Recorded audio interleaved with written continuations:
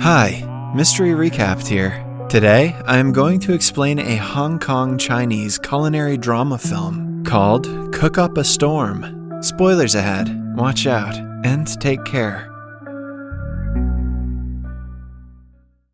The movie centers around a famous local restaurant named The Seven in Spring Avenue, Hong Kong. The talented chef of the restaurant, Sky Ko, specializes in Southern-style cuisine. A TV host features the 30-year-old restaurant and its chef on a culinary program. Sky shows his talent on national television, even though he is already popular as the best chef in all of Spring Avenue. Alongside him, his friend Uni is also introduced to the people. She usually manages the financial aspect of the restaurant. Sky is very definitive about the quality of food and time they provide to their customers, which is part of the reason why their restaurant is so popular. Most of the time, it is so packed that a queue of people has to line up outside the restaurant. That day, a rude customer barges in after breaking up the queue. Sky refuses to serve him, even though the customer boasts about the power and money he possesses. Before leaving, the man laughs at their small restaurant and discloses that his boss has invited a world-class chef to open a 3-star restaurant opposite to theirs. The thought scares Uni, but she dismisses it as a bluff. Meanwhile, in France, the crowned king and queen are welcoming their newborn son. They hold a massive ball to celebrate the birth and invite a world-class chef to cook for the guests. We are introduced to the said chef, Paul An. He is a Michelin-starred Korean chef trained in France. Paul has a special way of cooking that doesn't see boundaries in one particular style. He loves to mix cuisines from different countries and thus create innovative dishes. For the chef's special, he presents the queen with a dessert that looks like a red egg but is filled with mango puree and coconuts.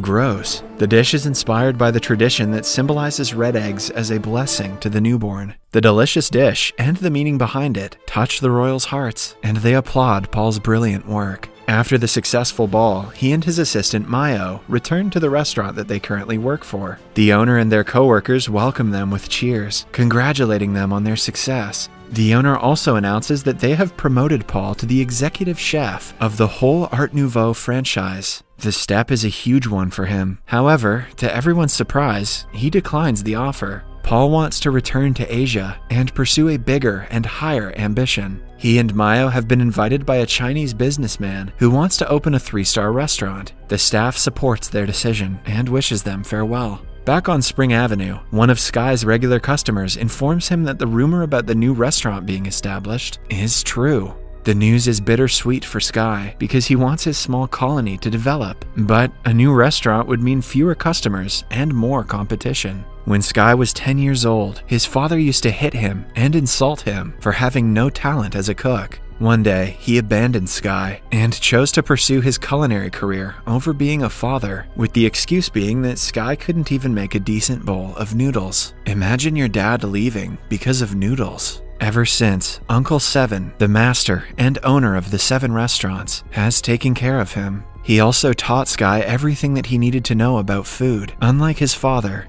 Currently, Sky hasn't met his father in over 20 years and has no plan to reconcile with him. The following morning, Paul arrives in Hong Kong and goes to the market in search of a big grouper fish. The seller has only one of the fish and decides to sell it to Sky, knowing that he will cook it better. Paul argues, insisting that a shopkeeper shouldn't be biased. They get into a small argument before the seller cuts the fish in half for both of them. A few weeks later is the opening ceremony of the 3-star restaurant named Stellar that is right in front of the 7 restaurant. The chairman and manager of the Lee Management Group arrives as the first guests of the restaurant and are welcomed by Paul and Mayo. At the same time, the people from the 7 restaurants start announcing different discount offers they're offering for the next week. When the security guards from the Stellar restaurant try to stop them, a conflict arises. This attracts Paul and the guests' attention, making them come out to see what the fuss is about. When the conversation gets heated, Mayo suggests they hold a competition to see which cook is better.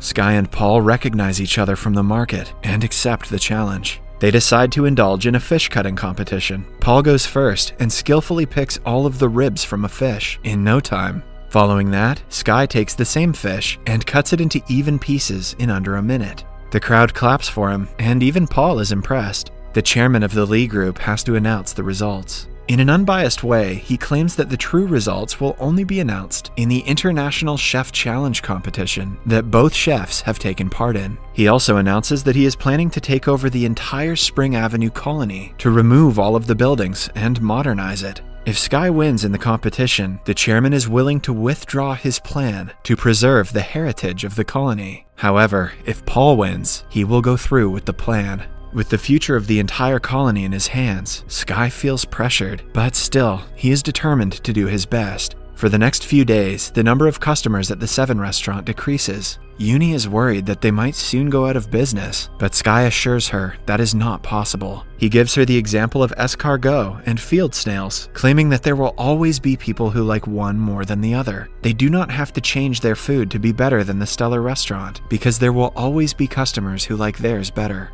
The following day, Sky is met with disappointment when he goes to the market and finds out that the Stellar restaurant has bought all the good fish. The day is frustrating for the workers in the Seven restaurant until they find out that Sky has been selected for the culinary competition. He will soon go against Paul to be selected for the semifinals. But then, it is also announced that the victor will have to go against the two-time winner of the competition, Mountain Co. Sky is shocked to see that his father has achieved the success he wanted to.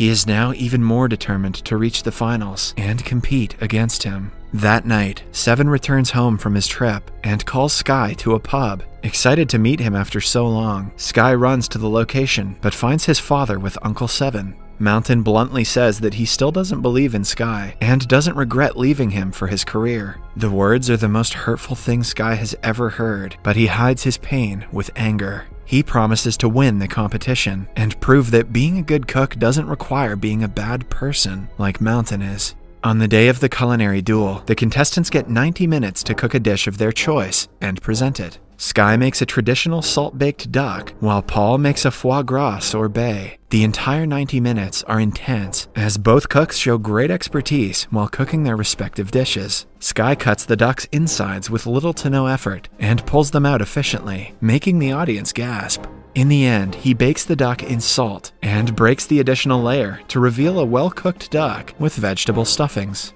The judges try it and seem to be more impressed by Sky's duck than Paul's sorbet. When it is time to vote, Paul receives 3 9s and a whopping 10 out of 10, scoring a total of 37 points. Right after, Sky receives 2 10s from the first 2 judges. The third judge gives him a 9, but the last judge only gives him an 8. Because both chefs have tied in points, the head judge makes the executive decision to make Paul the winner, because his dish presentation was superior to Sky's bland plating. Although Paul's victory should have solidified his abilities as a cook, things did not go as expected. While celebrating their victory, the manager informs Paul that he wants to replace him with Mayo to compete in the finals. According to him, a woman is more appealing in the media than a man. When Paul tries to defend his position as head chef, Mayo exposes that he has difficulty tasting certain flavors like saltiness. For the past few months, he has been using a notebook containing all his recipes to cook and can do nothing on his own. Mayo also discloses that she never wanted to befriend Paul and only sided with him to surpass him as a chef. Betrayed and hurt, Paul storms out of the restaurant, never to look back.